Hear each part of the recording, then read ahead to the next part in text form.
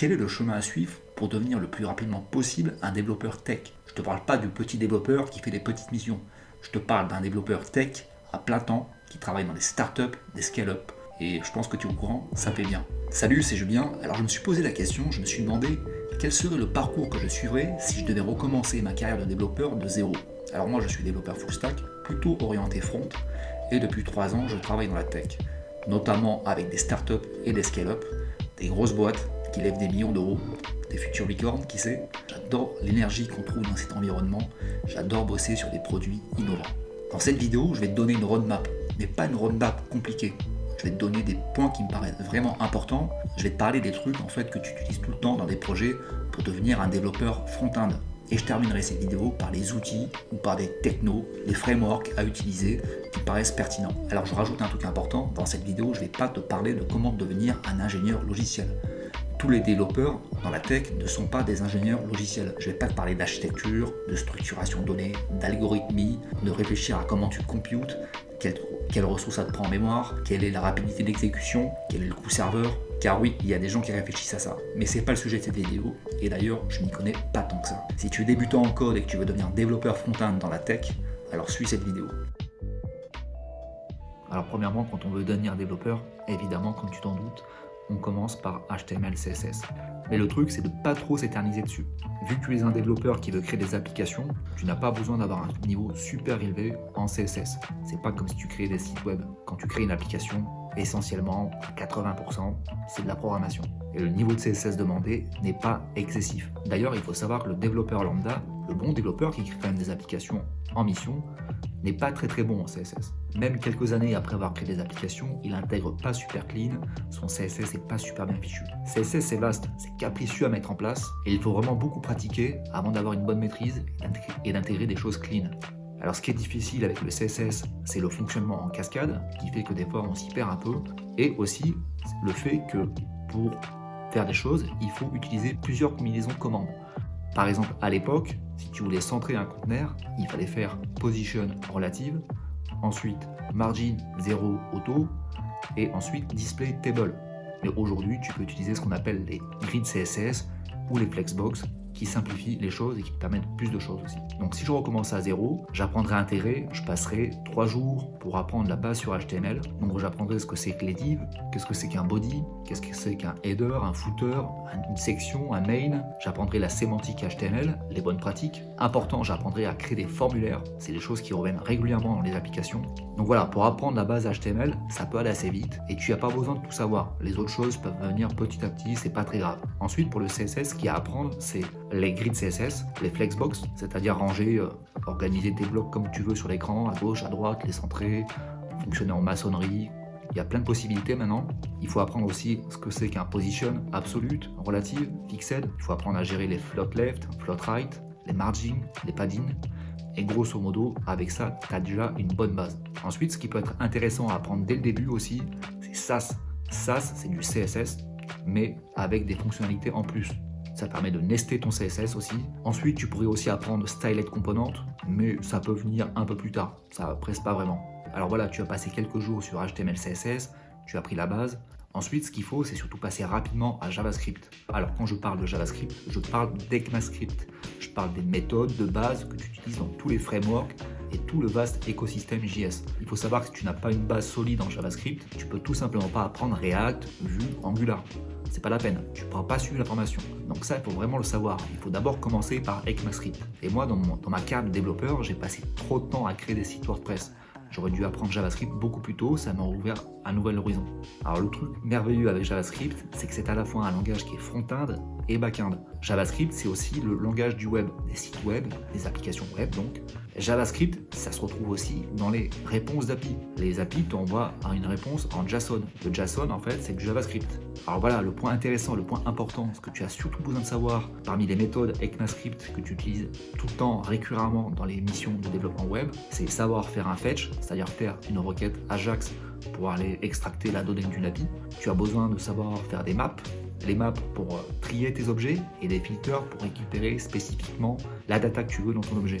Donc voilà, ça c'est vraiment la base et on peut dire qu'en fait tu te sers tout le temps de ça. Mais je te recommanderais quand même de savoir ce que c'est qu'un reduce, te servir d'un reduce, te servir d'un find index, d'un find, d'un for each, d'apprendre toutes ces méthodes JavaScript qui reviennent tout le temps dans les applications. Donc voilà, moi si je recommençais ma carrière de développeur de zéro, j'attendrais pas des années avant de savoir de me servir d'un find, d'un reduce. Donc ce que je te recommande avant de passer à apprendre React ou Vue par exemple, c'est tout simplement d'ouvrir un éditeur de code JavaScript et d'apprendre à te servir de toutes les commandes de base, comprendre ce qu'elles font, comprendre à quoi elles servent. Ça te servira vraiment ensuite pour réaliser les formations JavaScript. Donc ce que je te recommande, c'est de passer 2-3 jours comme ça à apprendre juste l'ECMAScript, les méthodes de base, avant de passer à React. Donc il faut en avoir conscience. ECMAScript, c'est vraiment le bread and butter, comme disent les Anglais. C'est la base de la base. Alors ensuite, la prochaine étape dans la roadmap, je dirais que ce qu'il faudrait apprendre, c'est, et ça peut arriver en même temps que React, je dirais c'est d'apprendre à utiliser les outils Git et NPM. Donc c'est pas très compliqué, en fait, il suffit tout simplement de savoir taper la commande npm add nom du package. Et grosso modo, tu te serviras essentiellement que de ça avec npm. Alors ça peut être npm et il existe aussi une alternative qui s'appelle yarn. Et il faut aussi un peu savoir se servir de Git, c'est-à-dire cloner un repo, pusher sur un repo, créer une branche, effacer une branche, switcher de branche. Et grosso modo, tu as la base là. D'ailleurs, à ce propos, je te le dis, si dans les missions de développement, tu vas passer GitLab ou Bitbucket, il faut savoir qu'en fait, ce sont les mêmes choses. Tu te sers des mêmes commandes Git. Donc, te laisse pas impressionner par ça. Git, c'est relativement facile à prendre en main. Je t'ai cité les commandes de base, mais par contre, c'est difficile à maîtriser. Il y a pas mal de commandes avancées.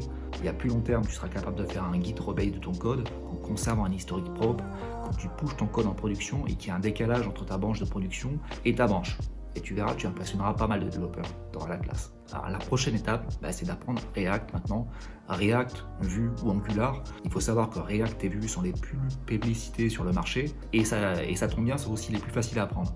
Alors si je devais recommencer ma carrière de développeur de zéro, je passerais beaucoup plus rapidement à React.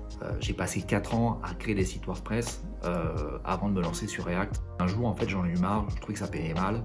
Et je me suis mis à React, mais j'aurais dû me mettre à React beaucoup plus tôt. Alors un jour j'ai suivi une formation et j'ai eu grave du mal à comprendre. Alors certes, il y a le concept de state, de rafraîchissement du state, de passage de prop de composant à composant qui est difficile à appréhender, mais surtout le gros problème c'est que je ne connaissais pas ECMAScript. Comme je te disais avant, avoir une base sur ECMAScript, savoir utiliser les méthodes de base, est vraiment totalement indispensable avant de passer à l'apprentissage de React, de Vue ou de Angular. Alors ensuite, j'ai suivi une deuxième formation React, je m'y suis remis. Cette fois, je m'y connaissais plus en ECMAScript, en JavaScript. J'ai aussi fait des exercices plus sérieusement et cette fois, ça a été plus facile d'apprendre React. Alors, il faut savoir qu'apprendre React n'est pas très difficile si tu suis les exercices. Je t'invite vraiment aussi à créer des petites applications. Par exemple, créer un petit clone de Deliveroo ou de Le Bon Coin, c'est pas si long à créer. Alors par contre, je t'avouerai que juste connaître React, ça va pas suffire pour que les recruteurs t'arrachent la chemise. Comme je le répète souvent dans les vidéos, il faut aussi avoir un track record et il y a aussi besoin de savoir utiliser les petits outils qui viennent à côté. Alors ensuite, si je devais recommencer ma carrière de développeur de zéro, je me mettrais à apprendre beaucoup plus rapidement l'événementiel JavaScript. C'est un point vraiment crucial pour réaliser des missions de développement web. Alors en fait, l'événementiel JavaScript, ce sont des méthodes qui font partie de l'ECMAScript. Mais je le mets ici dans ma roadmap car c'est un peu plus avancé. Ça peut être bien de l'apprendre en même temps que tu crées ta première application React dans une formation. Alors tu ne peux pas tout connaître avec ECMAScript. Il y a plusieurs manières d'arriver à la même chose. Tu pourrais faire un map filter par exemple, ou un find, ça arriverait au même point. Par contre, si tu ne maîtrises pas l'événementiel JavaScript, là c'est simple, tu ne peux tout simplement pas réaliser des missions de développement web. Donc ce que tu as surtout besoin d'apprendre, c'est le point crucial que je veux mettre en avant. Tu as besoin de savoir comment créer des promesses, comment créer des callbacks, comment faire de l'asynchrone, savoir gérer l'async await. L'async await, tu vas vraiment l'utiliser tout le temps.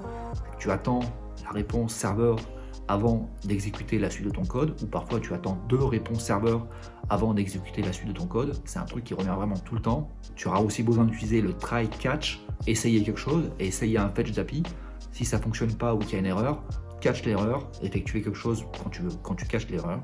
Et là, avec ce que je viens de te citer, tu as vraiment ce qui est nécessaire pour réaliser des missions de développement web, pour réaliser des applications. Ensuite, la prochaine chose que j'apprendrai si je recommençais ma carrière de développeur de zéro, je mettrai ça sur ma roadmap, c'est le clean code. Je lirai plus rapidement ce livre de Robert Martin, donc c'est-à-dire choisir des bons noms de variables, de fonctions, apprendre à refactorer, apprendre à structurer ton code, à découper en fichiers. Donc je veux dire par là, dès le début, dès tes premiers mois de coding, apprends à coder proprement. Ça va vraiment faire la différence. Et par exemple, si on te fait passer un test technique et qu'on voit que tu as tout mis dans un même fichier, comme un bourrin, que tu n'as rien découpé intelligemment, c'est simple, tu vas effrayer. Et entre la peur et se faire recaler, il n'y a qu'un pas. La prochaine chose que je mettrai sur la roadmap de développeurs, et souvent les développeurs l'apprennent en tout dernier, quand ils n'ont vraiment pas le choix, je mettrai à apprendre le testing. Alors le testing, c'est souvent ignoré par les développeurs pendant très longtemps. Tout simplement parce qu'ils ne tombent pas sur la mission où c'est obligatoire de tester. Alors en fait, ils ne testent jamais pendant des mois, pendant des années, et le jour où c'est vraiment nécessaire, obligatoire, tout simplement ils ne savent pas faire. Alors je plaide coupable, je me suis mis au test il y a seulement 1 an. Alors test fonctionnel, test unitaire, test fonctionnel, tu testes le comportement global des fonctionnalités. Quand tu cliques à tel endroit, tu t'attends à avoir le bon résultat à l'écran. C'est souvent la bonne approche à choisir. Ou alors des tests unitaires, tu testes seulement les fonctions JavaScript. Alors c'est plus délicat, ça va nécessiter d'avoir une bonne architecture, d'avoir un bon design de l'application, sinon tu ne peux pas avoir cette approche-là. Pourtant, c'est peut-être une meilleure approche. L'avantage des tests unitaires, c'est que ça va te prendre 4 secondes, là où un test fonctionnel t'en aurait pris 20. Et quand tu pousses en production et tout ça passe dans le pipeline, si ça prend 5 fois plus de temps, forcément ça va avoir un impact déjà sur la production et aussi en coût. Donc c'est pas négligeable. Donc voilà, c'est la fin de ma roadmap. Voici ce que j'apprendrai. Si je devais recommencer à apprendre le code de zéro, qu'est-ce que j'apprendrais, dans quel ordre? Alors ensuite, après cette roadmap, quelle serait l'étape suivante? Alors le choix est vaste, tu pourras apprendre un state manager comme Redux, Recoil ou Mobix, même si Redux est souvent celui qui est préféré. Tu pourras apprendre Apollo GraphQL, ou alors tu pourras apprendre un framework React comme Next ou Gatsby. Tu pourras apprendre aussi RxJS pour faire de la programmation réactive. Ce sont tous des très bons choix. En fait, ce sont les meilleurs choix tout simplement. Mais en fait, si tu veux savoir avec le recul, la chose que j'apprendrai juste après, ça serait plutôt TypeScript. Il faut savoir que TypeScript, c'est un outil de base qui revient dans tous les projets web. On arrive à un point maintenant en 2022 où presque chaque projet web JavaScript choisit d'utiliser TypeScript. C'est pas récent TS, ça a quelques années, mais il n'y a que depuis récemment que c'est utilisé dans les projets web. Tout simplement parce qu'avant, tous les développeurs d'une équipe n'étaient pas formés sur TypeScript, donc on choisissait souvent de l'ignorer. Je t'avoue que moi-même, je l'ai utilisé qu'une seule fois. Je l'ai utilisé une fois quand j'ai créé un plugin RGPD in-house, il y avait du TypeScript dedans. Donc la prochaine étape que je donnerai à cette roadmap, je pense qu'avec le recul, je dirais TypeScript. Pour conclure cette vidéo, sois là pour le long terme, code régulièrement et souvent, et le code deviendra comme un second langage pour toi, comme parler ou écrire français. Il faut savoir que devenir un développeur tech opérationnel, ça peut aller assez vite. Il y a des gens qui suivent des bootcamps comme le Wagon ou comme le Réacteur, et qui en 3 mois sont opérationnels pour décrocher leur premier emploi ou commencer à effectuer des petites missions freelance. Voilà, c'est tout pour cette vidéo. Si tu as aimé, mets-moi un like, abonne-toi, tu trouveras sur cette chaîne le meilleur contenu pour casser la baraque en tant que développeur freelance. Et tu peux aussi me suivre sur Instagram, je parle de code, de freelancing et au milieu de mes explorations en nature. Salut, je te dis à la prochaine vidéo.